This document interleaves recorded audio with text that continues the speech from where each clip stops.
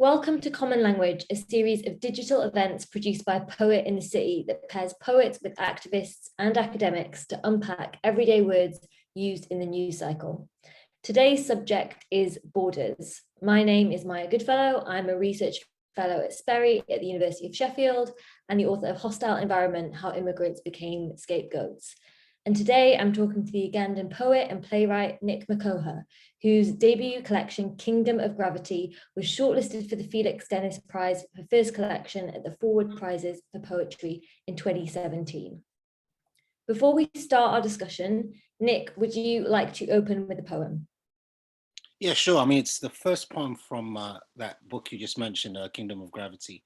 It's called MBA, which is the IATA code for Mombasa Airport, which is a border, as we are discussing. So MBA. Minutes after the Airbus took off, a German girl in first class starts talking about the afterlife and things that belong to the dead. One man swallows duty-free rum to replace the taste of sugarcane, his skin hissing and splitting like a fuse as the sun glides in reverse. He's mastering the art of being a very persistent illusion. This is mine. The world is connected by a circle. The same circle a man might make, folding his arms around another man's shoulder. Light bends through the cabin. At the edge of my window, small towns pass. Clouds cascade and dance. We are both holding our breath, reciting the laws of probability. My eyes are closed. I call it the garden of the blind. I am back in the old world where light bends through the clouds. The soldier by the kiosk loves the taste of his words. Women jostle for provisions. Their children wade ankle deep in water. Their reflections dance across the surface. 2 continents away, a cameraman lifts his hand for silence in an oil refinery that looks bigger than he imagined. 2 men walk in the dark, the camera lens searching for a quality of lost light. They are moving by memory of a stolen blueprint tattooed to their minds. I have the same tattoo.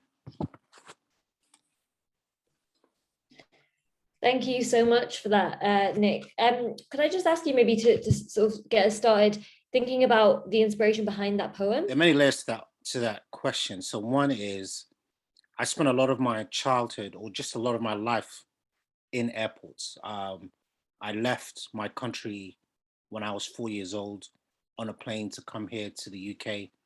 And even when I arrived here, after that, I was constantly traveling around the world, usually by myself. And I spent a lot of time in airports. So when I eventually got the courage to write a collection and talk about my experience of being a Ugandan, what I knew without knowing is that I had to write about that experience, that sense of liminality that I felt, of often feeling more at home in the air. I was more familiar with the airport than I was with the world I was going to or the world I was returning from. And I could say the same for my languages. So the language of an airport is easy to understand, but always having to negotiate the change of language when you're especially when you're a young person. And I've only just realized this now, is that you don't have as much power or agency as you would in my adult self. So yeah, and yeah, that was it pretty much. I don't know if that answers your question, kind of.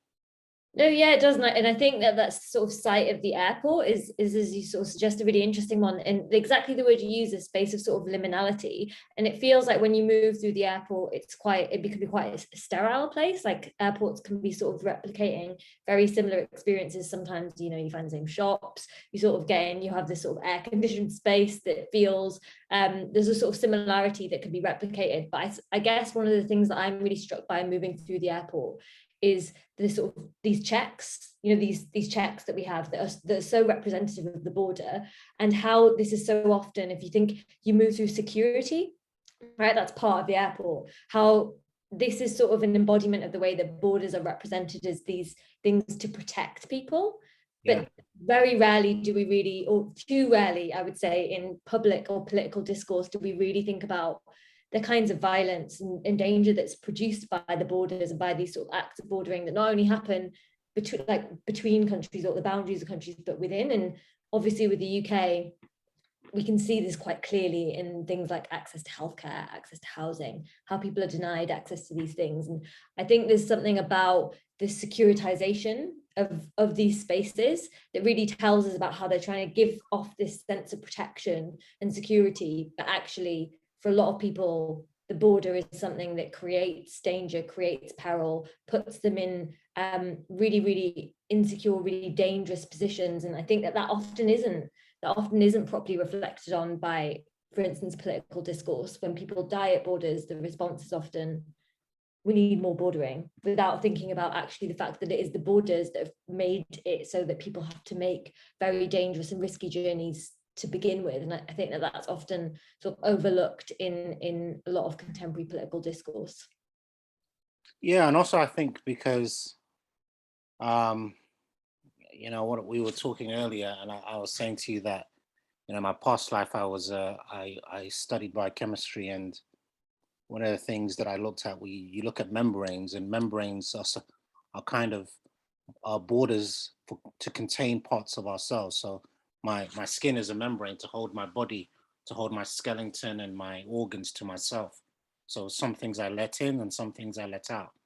And we need that in society. So we need this kind of free movement through society. But there is this thing in the human consciousness where we feel that we dictate what comes in and what comes out.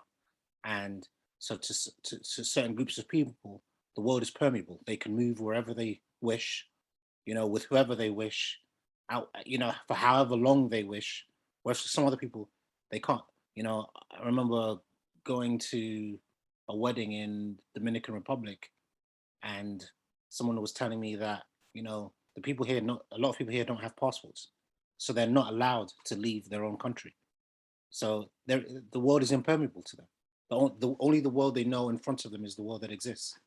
And then, when you come to a border, it's that power that is given, at that point to dictate what kind of life you will live once entering into this space, which is it's absurd. Whereas those same people, if they were to travel anywhere else around the world, they would want their freedoms.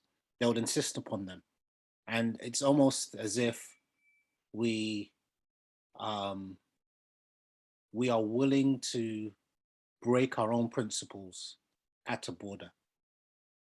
In the Western world, we break our own principles when we allow people in. We say, look, we're willing to help you if we go to your space, but if you come to our space, the world changes. And yeah, I don't know if I'm making sense there. No, absolutely. And I think actually that's a really important point, particularly, I mean, generally, but particularly at this moment in time where the language of freedom is so central to, say, British politics, but not just British politics, thinking about people talking about their rights and freedoms in relation to COVID and the pandemic. And there is an importance there around, the kinds of things that states are doing or are able to do. So it's not that the language around freedom doesn't matter, but it's so rarely applied to the right to move, right? This idea, so as you're saying, is some people are able to move, some people are not. And if you look at if you look at border regimes and you look at visa regimes, certain passports will allow you entry into certain places. Certain passports, you'll have to pay more money to enter into a certain country than you would if you had a different passport. And this is what's so central to this. Is race, class, gender, thinking about how you move around the world and how you're able to or how you're not, as you say, and how this idea of the migrant in relation to the border is so constructed. There's the really well-known sort of provocation or point that people make of who gets to be the expat and who is called the migrant. And I think that really draws attention to the fact that certain people can move with relative ease, and this is tied to how much money you have in your pocket. I mean, the British government has, you have to earn a certain amount of money in order to be able to enter into the UK for a specific amount of time. And then they say, they want everyone to have the right to move, but in actual fact, it's only certain people at certain times. And one of the things I was thinking as you were speaking is how this language and these policies are resisted in the sort of pitfalls of this. And during the pandemic, I've sort of been struck by in the UK the sort of recognition in some quarters that some of the people who were doing, the the key worker jobs in society, like doctors, nurses, porters, people working in supermarkets, delivery drivers. There was this sort of recognition or momentary recognition that a lot of these people happen to be born in a different country. And so there's this shift around the so-called immigration health surcharge to end that for certain groups of people, which is the charge where you have to pay twice over just because of your immigration status to be able to access the NHS. And whilst that seems in some ways positive, sort of questioning these bordering acts, because these immigration policies are forms of bordering, it also made me think, what about the people who aren't perceived to contribute in the right way? What about people who are seen to be not useful or not key workers? This sort of language around saying that people need to be able to contribute economically or need to be able to contribute culturally in order to be able to come to a country like the UK, to me, seems it's sort of a self-defeating argument, because you're still sort of dividing up the good from the bad. Yeah, I think we live, there's something in the West and philosophy which is about everyone wants abundance, but they operate from a model of scarcity. So the border is created to keep people out under the premise that they will, for argument's sake, take our jobs, or they will put a strain on the NHS, or they will bring a certain kind of violence, you know. But I've yet to meet people who just want to cause, for want of a better sense, violence. Usually, movement. You know, when you look at history, people move because, oh, we need spices, we need cloths, we need endeavor. You know, so the reason why movement is a natural part of the human condition. So to assume that people are, and in the society that we live in, a lot of the people who are moving to what, quote unquote, first worlds or Western worlds are moving because the balance of scale, where the possibility to prosper is in the West, whereas it's not in these so-called, you know, third world countries, even though those are archaic terms, but just for the sense of this diagram I'm trying to draw. And so, yeah, the border is, you know, to your typical person here in the West, the border is just the place I go on holiday. You know, but to a lot of people, the border is an aggressive place. You know, as you pointed out, you know, do I have the right visa? Can I stay here long enough? Yeah, and I think that those narratives around, you know, those sort of core anti-immigration narratives, if you like, this so the idea around taking jobs, and there's this whole sort of idea around certain groups of people, when they move, they upset things like so-called British culture, like parking for a moment, what we mean by that, what is meant by that term. One of the things that I've always been struck by is when politicians, there's this sort of big narrative around this so-called health tourism, this idea that people move in order to access the NHS, which isn't founded. It's not proved.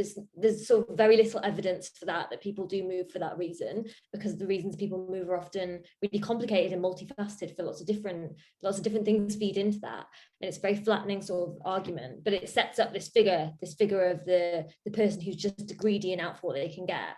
But one of the things that I've always been struck by is, if that were true, if it were true that people were moving for that, like primarily for that reason, why is no one questioning what the situation must be that you have to move to be able to access a basic human right like healthcare?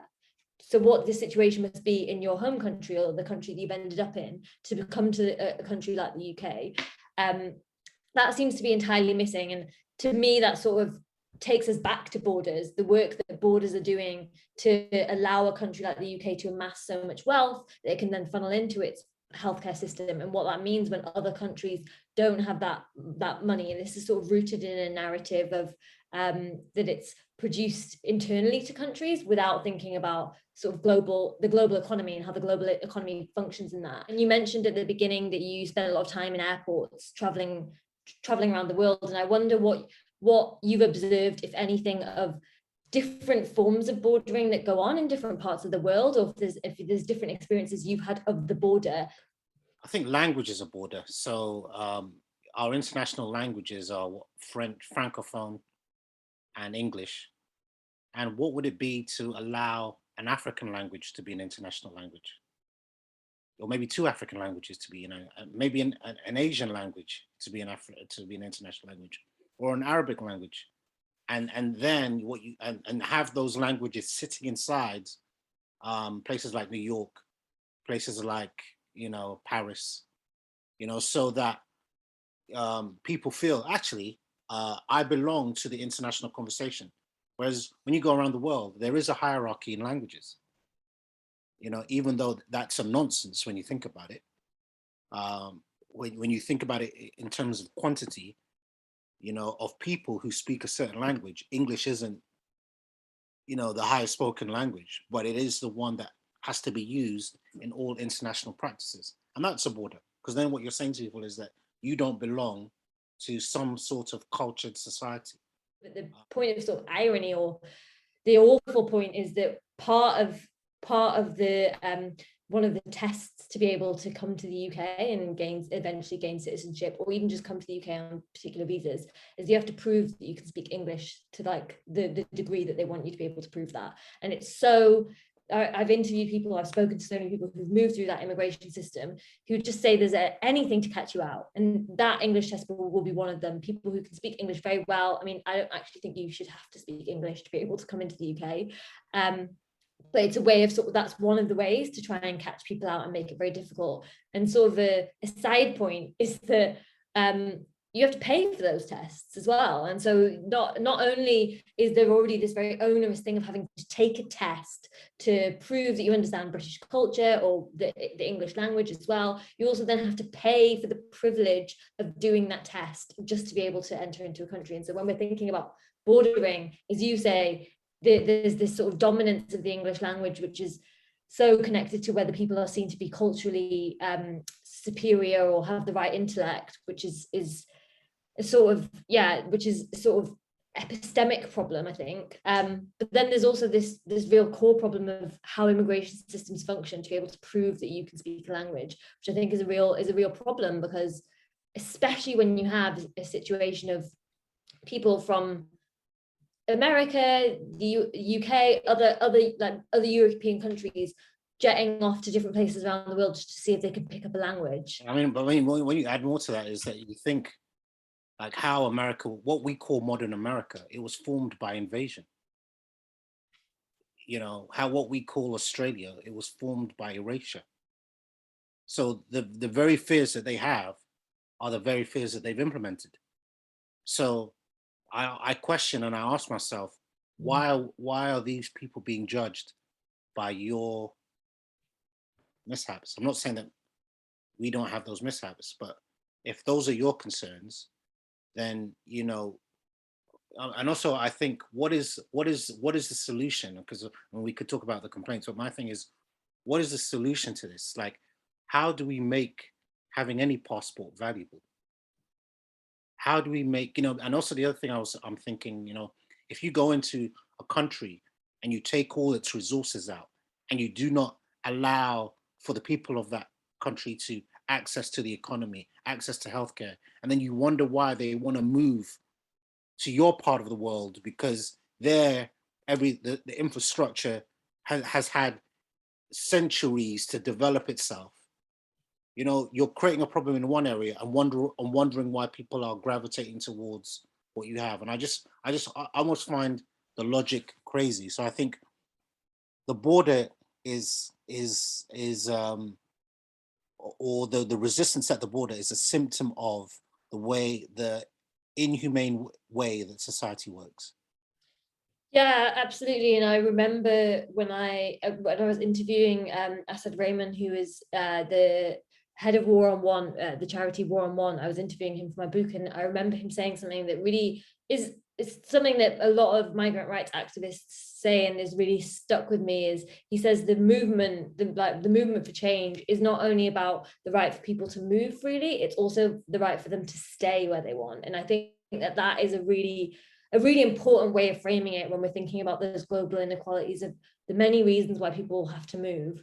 making it so they can, but also making it so that they can stay where they want in the world, and that is possible. I wondered if you had another poem you wanted to to read at this point. Sure. I'll read another one of those because I did like four, I think 4 or 5 in this book. The one that seems relevant is just here. It's called MBO, which is Nairobi Airport, which is Jomo Kenyatta International Airport, flight SV446 from Jeddah, delayed by 18 minutes. We are stuck in a holding pattern. The hostess is collecting headphones, and the pilot has engaged the landing gear. The man next to me has spent the whole flight pacing the aisle, blowing Durkha beads with his right hand. I pick up his copy of Vanity Fair, August issue, with naked Demi Moore pregnant with her daughter Scout. Her whole body is covered in permanent black marker. Demi says, I should read the book Song of Lewina. The man is holding his beard and calling God's name. Yeah, and I read that one because, I mean, there are many layers to it, but one of them is, there is actually movement is not only necessary, it enriches cultures. So wherever we're from different cultures, and the mixing of cultures. So if you think simply, what has spice done for the world? You understand? What has cotton done for the world? Yeah, and I imagine those things weren't moving around the world. As we every year we want to upgrade our phones, right? But it's that movement of things that allows the existence of the quality of life that people want to live. And it's weird that we are more willing to move commodities than we are people, as if commodities are more important than people. Yeah, I mean, I think it's such a crucial point, thinking about how the border functions and for who. And you still have, not only you have the liminal space of the airport, you also have the liminal space of ports. And you think, when you go to a port, a modern day port, it's such a odd experience, I find, because you see these big containers, these big shipping containers that have all kinds of things in them, moving across borders, moving all kinds of products are in these shipping containers. And when you think about, one of the things I often think is, we hear this language that we talked about earlier of securitization of people. We need to monitor people moving across borders because of the supposed danger that people pose. But if you think about what goes on in those shipping containers, I have no idea. I have no idea at all. And I'm not calling for like more securitization necessarily, but I think there's a really interesting tension there between what states and governments want to move really freely across borders without too many checks, and then the experience of certain groups of people of moving across the border. And when you mentioned culture, it's something that I think about a lot, is that there's the big move to say we need to protect cultures from certain groups of people, and that's why we need immigration controls. And there's a really good, I really like going back to it, there's a really good Stuart Hall quote where he says, I'm going to butcher this is me sort of paraphrasing it, so I'm going to butcher it, but he says, what does anyone know about an English person except they can't get through the day without a cup of tea? Where do they grow tea? Not a single tea plantation exists in England. Tea is grown in Ceylon, Sri Lanka, India. That is the outside history. There's inside the history of the English. And so when people talk about protecting culture, I always want to say, what are you talking about? There isn't this sort of static. They're talking about belongs somewhere else, or it's fused to another culture. Yeah, that's a good point. And also, I always think, like, you're talking about borders, like the risks that people take to get somewhere. You have to ask yourself, what had to have happened for them to take that risk? Because I wouldn't willingly want to travel by a dinghy across, the English Channel, or in the wing, in the arch of the wheel arch of a plane. I'm not saying these are the only ways that people get in, but you've got to ask yourself, why are people willing to take that risk? So rather than saying you shouldn't come in, you got to ask yourself, what is happening such that people are willing to, not just once, time and time again, take that risk at the, you know, they're willing to risk death, loss of life. They're willing to expend all their money, like throw all their money that they have at this hope of the quality of life. And I think we take for granted as Western citizens the richnesses that we have available, even at a low state of living. So, and this is something once again, going back to my childhood, when I was studying geography, you realize the quality of life for the typical Western person, a lot of the world isn't living like that.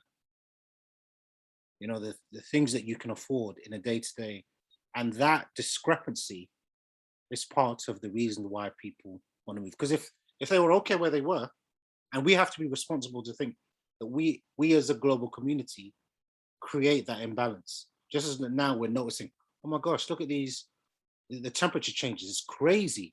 Well, there's something causing that. It didn't just occur because there was a time it was fine.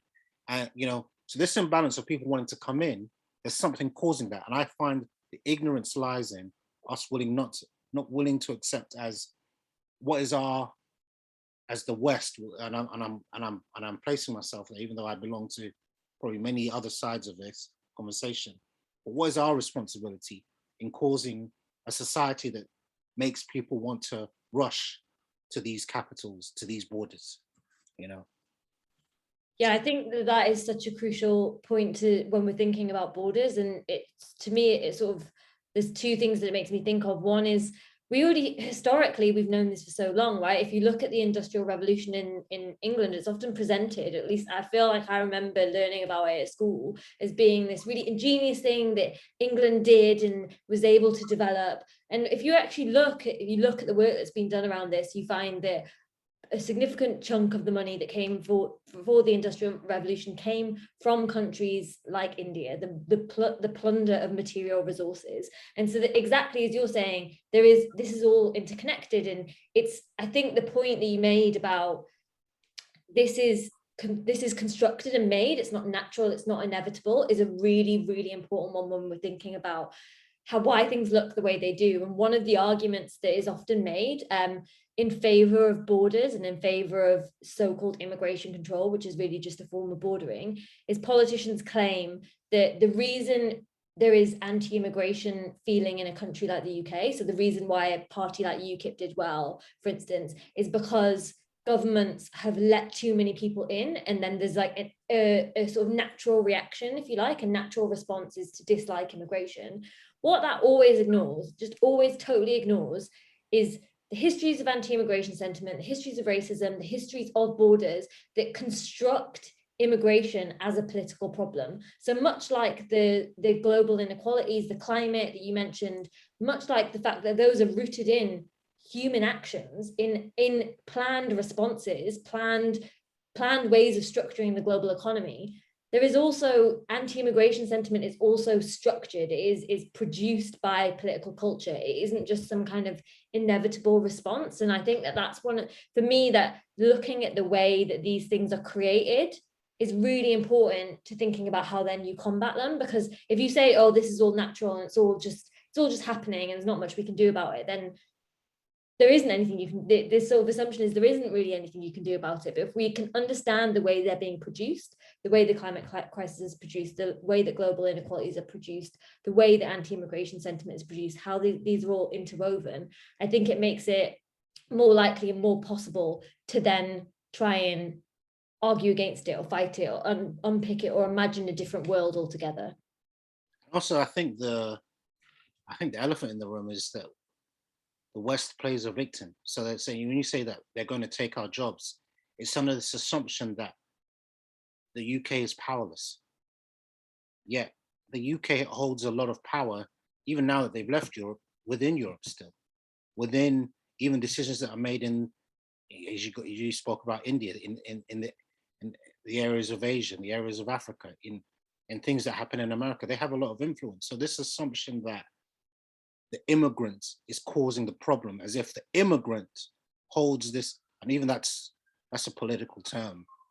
This powerless entity that coming into your country asking for help is threatening your whole way of living. I find it simplistic. I wouldn't say naive, that's insulting, but it's simplistic. Yeah.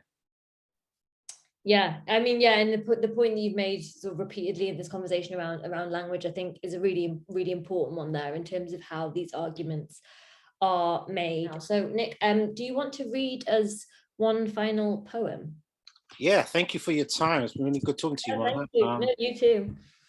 So yeah, I mean, the reverse of kind of borders is that what happens, because we're always we have in our minds this kind of concept of people want to come into the West, you know, we often forget or erase those other places, the Indias, the places in Africa, you know, in Arabia. So what I did for my country, Uganda, is that the title poem was about that. It was about how do I presence what oftentimes is erased. So when somebody's leaving their country, they're not leaving it because they hate their country.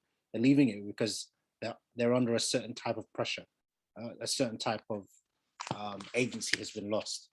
So I wanted to kind of rebuild my country in a way in the reader's imagination.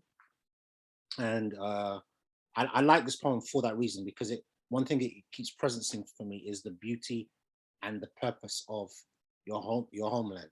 Yeah, so this is the kingdom of gravity. We are not Alexander who conquered worlds, giving them new tongues, but we share the story of a ship resting on an African river, unbuckling at its shore, awakened by a night's cold, hard rain, staring at the face of the Nile as it reminds you, you are a hawk, silent in the voice of the midnight universe. What makes a man name a city after himself? Asking bricks to be bones, asking the wind to breathe like the lungs of a night, asking the night to come closer, to speak to you as a tribe, asking the tribe to sleep, asking sleep to loosen language, asking language to dream. Come close to me. Can you not see that I am in search of fire, the unshapen song of light?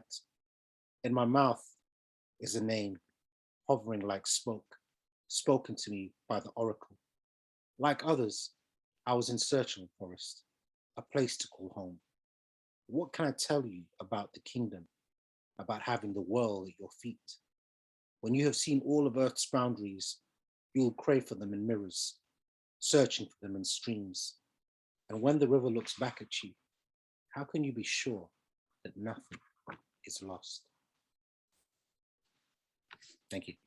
Thank you so much for that, Nick. Thank you for joining me today, and thank you for your thoughts and your wonderful poetry. It's been such a pleasure to speak with you and to hear you read your poems. And thank you to everyone tuning into Common Language. Be sure to sign up to Poet in the City's mailing list via their website to stay up to date with the next episode. I've been Maya Goodfellow, speaking to Nick Makoha. Thank you very much for tuning in.